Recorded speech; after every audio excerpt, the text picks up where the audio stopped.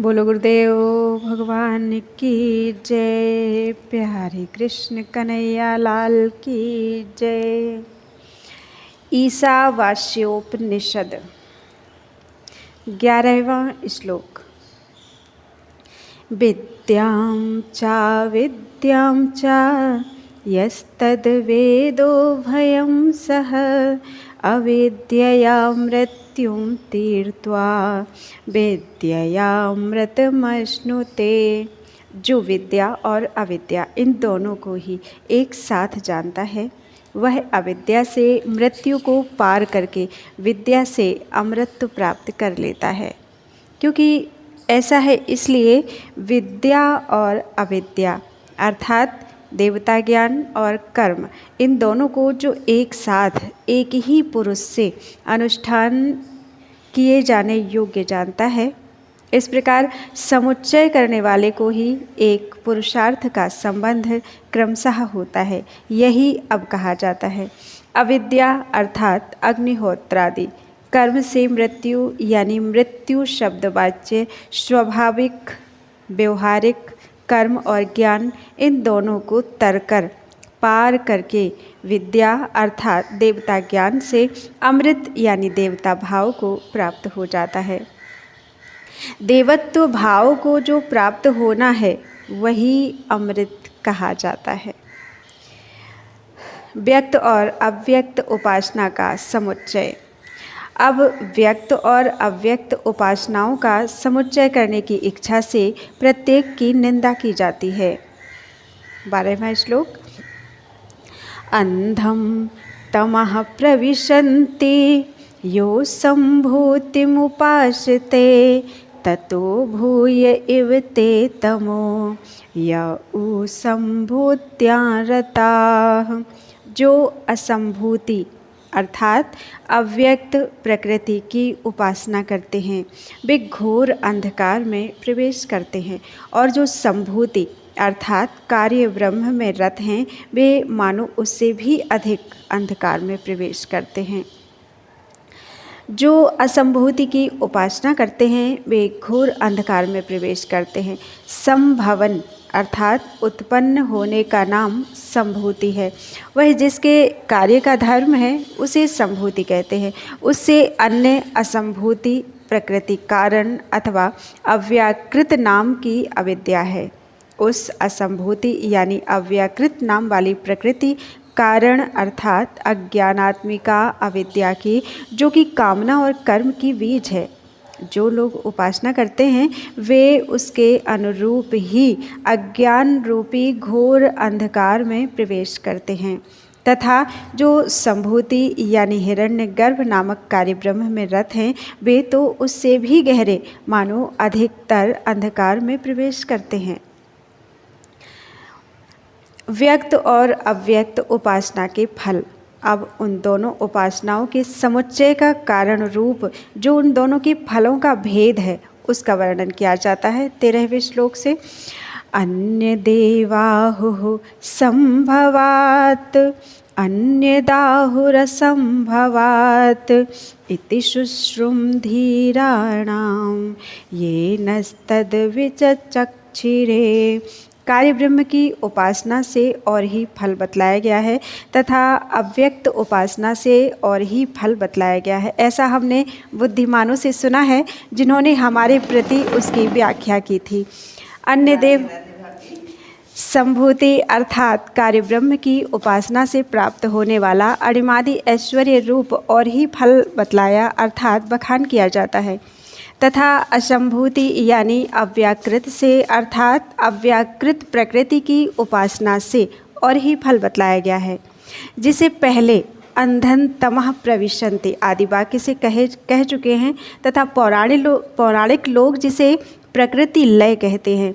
ऐसा हमने धीरों अर्थात बुद्धिमानों का कथन सुना है जिन्होंने हमसे उनका वर्णन किया था, अर्थात व्यक्त और अव्यक्त उपासनाओं के फल का व्याख्यान किया था। क्योंकि ऐसा है इसलिए संभूति और असंभूति की उपासनाओं का समुच्चय उचित ही है। इसके सिवा एक पुरुषार्थ मूलक होने से भी उनका समुच्चय होना ठीक है। यही आगे कहते हैं, संभूतिम च विनाशम च यस्तद्वेदो भयं सह विनाशेन मृत्युं तीर्त्वा संभूत्यामृतमश्नुते। जो असंभूति और कार्य ब्रह्म इन दोनों को साथ साथ जानता है, वह कार्य ब्रह्म की उपासना से मृत्यु को पार करके असंभूति के द्वारा प्रकृति लय रूप अमृत को प्राप्त कर लेता है। जो पुरुष असंभूति और विनाश इन दोनों की उपासना के समुच्चय को जानता है, वह जिसके कार्य का धर्म विनाश है और उस धर्मी से अभेद होने के कारण जो स्वयं भी विनाश कहा जाता है, उस विनाश से अर्थात उसकी उपासना से अधर्म तथा कामना आदि दोषों से उत्पन्न हुए अनैश्वर्य रूप मृत्यु को पार करके हिरण्यगर्भ की उपासना से अणिमादि ऐश्वर्य की प्राप्ति रूप फल ही मिलता है। अतः उससे अनैश्वर्य आदि मृत्यु को पार करके असंभूति अव्यक्तोपासना से प्रकृति लय रूप अमृत प्राप्त कर लेता है। संभूतिम च विनाशम च, इस पद समूह में प्रकृति लय रूप फल बताने वाली श्रुति के अनुरोध से अवर्ण के लोप पूर्वक निर्देश हुआ समझना चाहिए। उपासक की मार्ग याचना। शास्त्र के बतलाए हुए प्रकृति लय पर्यंत समस्त फल गौ, भूमि और सुवर्ण आदि मानुष संपत्ति तथा देवता ज्ञान रूप दैवी संपत्ति से होने वाले हैं। यहाँ तक संसार की गति है। इससे आगे पहले आत्मैवा भूत बीजानतः इस 7वें मंत्र में बतलाया हुआ संपूर्ण इच्छाओं के त्याग रूप संन्यास का फल सर्वात्म भाव ही है। इस प्रकार यहाँ प्रवृत्ति निवृत्ति रूप 2 प्रकार का वेदार्थ प्रकाशित किया है।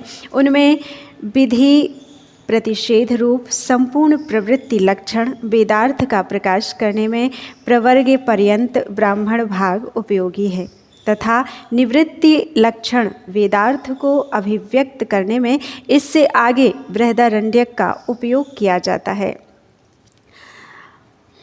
अर्थात असंभूति को ही संभूति कहा है, ऐसा जानना चाहिए। उनमें जो पुरुष गर्भाधान से लेकर मरण पर्यंत कर्म करते हुए ही जीवित रहना चाहते हैं, उसे अपर ब्रह्म विषय विद्या के साथ ही जीवित रहना चाहिए। जैसा कि कहा है, विद्या और अविद्या दोनों को साथ साथ जानता है, वह अविद्या अर्थात कर्म से मृत्यु को पार करके विद्या अर्थात देवता ज्ञान से अमृत प्राप्त कर लेता है। वह किस मार्ग से अमृतत्व प्राप्त करता है सो बतलाते हैं। वह जो सत्य है वह आदित्य है, जो इस आदित्य मंडल में पुरुष है तथा जो पुरुष दक्षिण नेत्र में है, वे दोनों ही सत्य हैं। जो उस ब्रह्म की उपासना करने वाला और शास्त्रोक्त कर्म करने वाला है, वह अंतकाल उपस्थित होने पर इस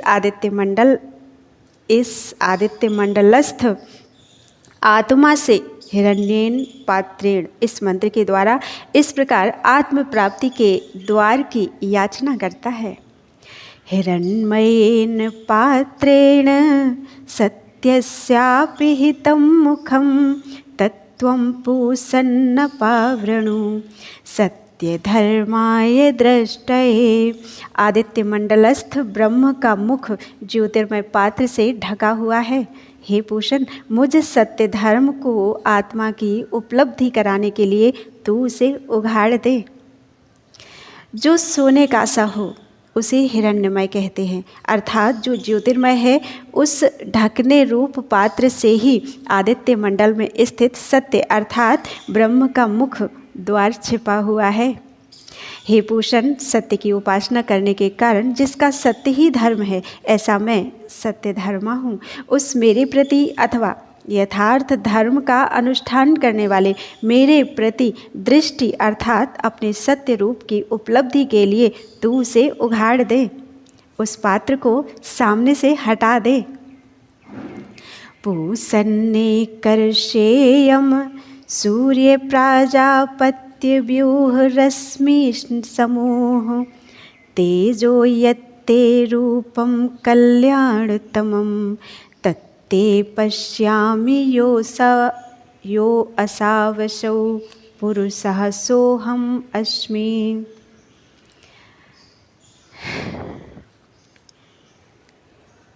हे जगत पोषक सूर्य, हे एकाकी गमन करने वाले, हे यम संसार का नियमन करने वाले, हे सूर्य प्राण और रस का शोषण करने वाले, हे प्रजापति नंदन, तू अपनी किरणों को हटा ले, अपने तेज को समेट ले। तेरा जो अतिशय कल्याणमय रूप है उसे मैं देखता हूँ। यह जो आदित्य मंडल पुरुष है वह मैं हूँ। हे पूषण, जगत का पोषण करने के कारण सूर्य पूषा है, वह अकेला ही चलता है, इसलिए एकर्षी है। हे एकर्षे, सबका नियमन करने के कारण यम, सबका नियमन करने के कारण यम है। हे यम, किरण प्राण और रसों को स्वीकार करने के कारण सूर्य है। हे सूर्य, प्रजापति का पुत्र होने से प्राजापत्य है। हे प्राजापत्य, अपनी किरणों को दूर कर, अपने तेज यानी संतप्त करने वाली ज्योति को पुंजीभूत एकत्रित अर्थात शांत कर। तेरा जो अत्यंत कल्याणमय अर्थात परम सुंदर स्वरूप है उसे तुझ आत्मा की कृपा से मैं देखता हूँ तथा यह बात मैं तुझसे सेवक के समान याचना नहीं करता, क्योंकि यह जो व्याहृति रूप अंगों वाला आदित्य मंडलस्थ पुरुष है, जो पुरुषाकार होने से अथवा जो प्राण और बुद्धि रूप से समस्त जगत को पूर्ण किए हुए है, या जो शरीर रूपी पुर में शयन करने के कारण पुरुष है, वह मैं ही हूँ। मरणोन्मुख उपासक की प्रार्थना। वायुरनिलम् अमृतमथम् इदं भस्मान्तं शरीरम् ॐ क्रतो स्मर क्रतः स्मर क्रतो स्मर क्रतः स्मर। अब मेरा प्राण सर्वात्मक वायु रूप सूत्रात्मा को प्राप्त हो और यह शरीर भस्म शेष हो जाए। हे मेरे संकल्पात्मक मन, अब तू स्मरण कर, अपने किए हुए को स्मरण कर। अब तू स्मरण कर, अपने किए हुए को स्मरण कर। अब मुझ मरने वाले का वायु प्राण अपने अध्यात्म परिच्छेद को त्याग कर अधिदैव रूप सर्वात्मक वायु रूप अमृत यानी सूत्रात्मा को प्राप्त हो। इस प्रकार इस वाक्य में प्रतिपद्यताम यह क्रियापद जोड़ लेना चाहिए। यहाँ यह समझना चाहिए कि ज्ञान और कर्म के संस्कारों से युक्त यह लिंग देह उत्क्रमण करे, क्योंकि इस श्रुति से मार्ग की याचना की गई है तथा अब यह शरीर अग्नि में होम कर दिए जाने पर भस्म शेष हो जाए। ओम ऐसा कहकर यहाँ उपासना के अनुसार सत्य स्वरूप अग्नि संज्ञक ब्रह्म ही अभेद रूप से कहा गया है, क्योंकि ओम उसका प्रतीक है। हे क्रतो संकल्पात्मक मन, तू इस समय जो मेरा स्मरणीय है उसका स्मरण कर। अब वह उसका समय उपस्थित हो गया है, अतः तू स्मरण कर। क्रतो स्मर कृतम स्मर, यहाँ स्मर पद की पुनरुक्ति आदर के लिए है। स्मरण कर, स्मरण कर। पुनः दूसरे मंत्र से मार्ग की याचना करता है। अग्ने नये सुपथाराये अस्मान् विश्वानि देव वायुनानि विद्वान् यो योध्यस्मज्जुहुराणमेनो भूयिष्ठां तेन मुक्तिं विघेम। हे अग्नि, हमें कर्म फल भोग के लिए सन्मार्ग से ले चल। हे देव, तू समस्त ज्ञान और कर्मों को जानने वाला है, हमारे पाखंडपूर्ण पापों को नष्ट कर। हम तेरे लिए अनेकों नमस्कार करते हैं। हे अग्नि, मुझे सुपथ अर्थात सुंदर मार्ग से ले चल। यहाँ सुपथा यह विशेष दक्षिण मार्ग की निवृत्ति के लिए है। मैं आवागमन रूप दक्षिण मार्ग से ऊब गया हूँ, अतः तुझसे प्रार्थना करता हूँ कि यथोक्त कर्म फल विशिष्ट हम लोगों को हमारे संपूर्ण कर्म अथवा ज्ञानों को जानने वाले हे देव, तू राय धन के लिए अर्थात कर्म फल भोग के निमित्त पुनः पुनः आने जाने से रहित शुभ मार्ग से ले चल, तथा तू हमसे कुटिल अर्थात वंचनात्मक पापों को योयोधि वियुक्त कर दे, यानी उनका नाश कर दे। तब हम विशुद्ध होकर अपना इष्ट प्राप्त कर लेंगे। यह इसका अभिप्राय है, किंतु इस समय हम तेरी परिचर्या अर्थात सेवा करने में समर्थ नहीं हैं, अतः हम तेरे लिए बहुत सी नमः उक्ति यानी नमस्कार वचन विधान करते हैं, अर्थात नमस्कार से ही तेरी परिचर्या करते हैं। अविद्या अर्थात कर्म से मृत्यु को पार कर, विद्या अर्थात देवता ज्ञान से अमृत प्राप्त करता है। विनाश अर्थात कार्य ब्रह्म की उपासना से मृत्यु को पार कर असंभूति अर्थात अव्यक्त की उपासना से अमृत लाभ करता है। ऐसा सुनकर कुछ लोगों को संशय हो जाता है, अतः उसकी निवृत्ति के लिए हम संक्षेप से विचार करते हैं। अच्छा, तो यहाँ किस निमित्त को लेकर संशय होता है, इस पर कहते हैं यहाँ विद्या शब्द से मुख्य परमार्थ विद्या तथा अमृत शब्द से अमृत तत्व ही क्यों नहीं लिया जाता। सिद्धांती कहते हैं ऊपर बतलाई हुई परमार्थ विद्या और कर्म का परात्पर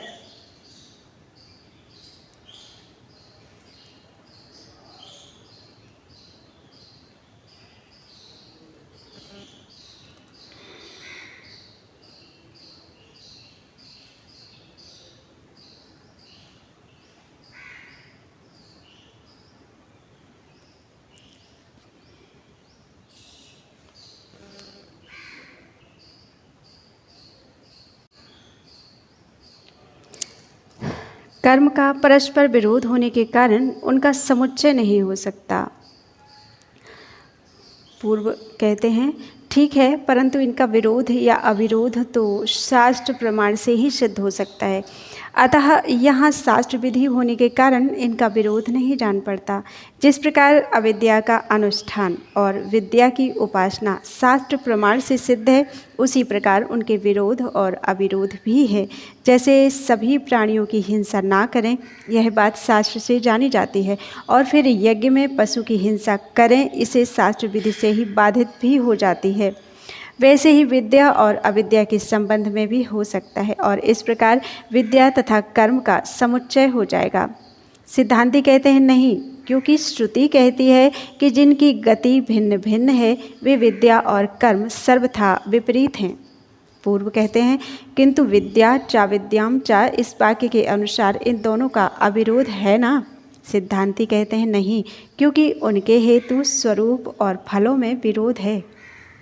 पूर्व कहते हैं विद्या और अविद्या तथा विरोध और अविरोध, इनमें विकल्प तो हो ही नहीं सकता, तथा इनके समुच्चय का विधान किया गया है, इसलिए इनका अविरोध ही है, ऐसा माने तो सिद्धांती कहते हैं नहीं, क्योंकि इन दोनों का साथ रहना संभव नहीं है। पूर्व कहते हैं यदि ऐसा माने कि विद्या और अविद्या क्रम से एक आश्रय में रहने वाली हैं, तो सिद्धांती कहते हैं नहीं, क्योंकि विद्या के उत्पन्न हो जाने पर अविद्या का नाश हो जाता है, और फिर उसी आश्रय में अविद्या की उत्पत्ति नहीं हो सकती। अग्नि उष्ण और प्रकाश स्वरूप है। इस ज्ञान के उत्पन्न होने पर जिस अग्नि रूप आश्रय में यह उत्पन्न हुआ है, उसी में अग्नि शीतल और अप्रकाशमय है, ऐसा अज्ञान नहीं हो सकता।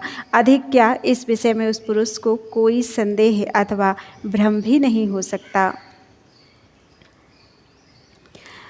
ज्ञानी के लिए शोक मोहादि का असंभव बतलाने वाली यस्मिन् सर्वाणि भूतान्य आत्मैवा भूद्विजानितः द्विजानतः तत्र को मोहः कः शोकः एकत्वमनुपश्यतः। इस श्रुति से भी यही सिद्ध होता है। इस प्रकार अविद्या के असंभव हो जाने पर उसके आश्रय से होने वाले कर्म भी नहीं हो सकते। यह बात हम पहले ही कह चुके हैं।